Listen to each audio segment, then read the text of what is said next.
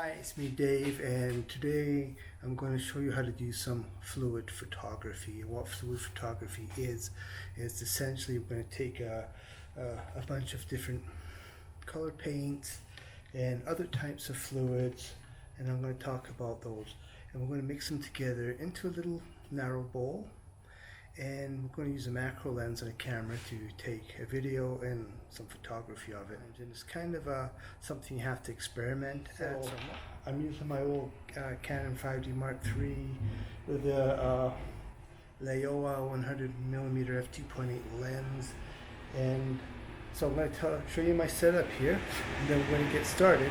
I'll explain it as we go.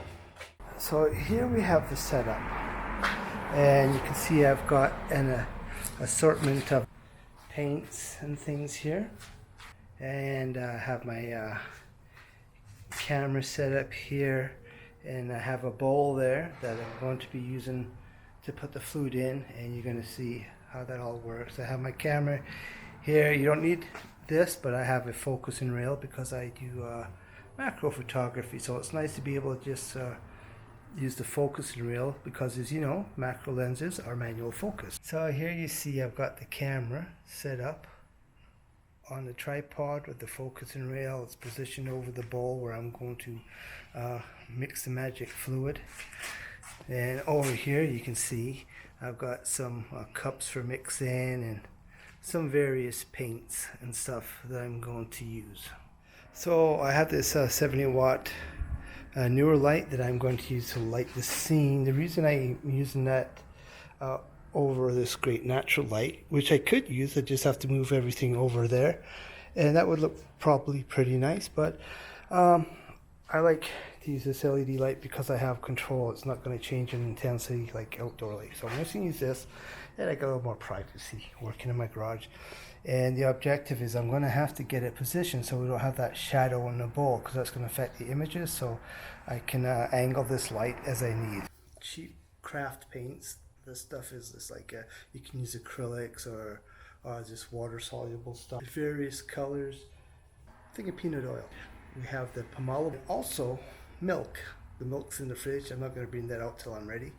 And what I'm going to do is I'm going to go through a process of putting some different paint mixtures in these plastic cups. Right now I'm going to start mixing some of these paints in these plastic cups. I don't know if this is going to work. Kind of just watched the video on YouTube, but I'm going to put some oil, peanut oil, in the bottom of the cup. Then I'm going to add one of the colors of paint and mix it up with the chopsticks.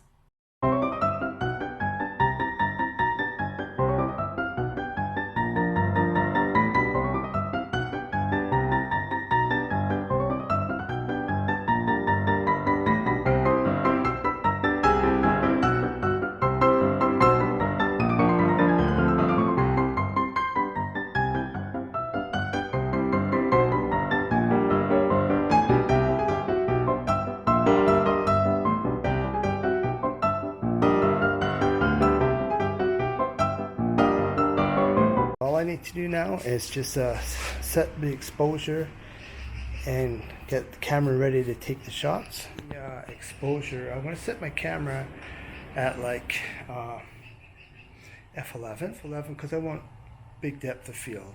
It's an f2.8 lens, but we want to have everything in focus. One more thing I just wanted to share with you, because some of you probably saw this, and on my camera here you'll see that I have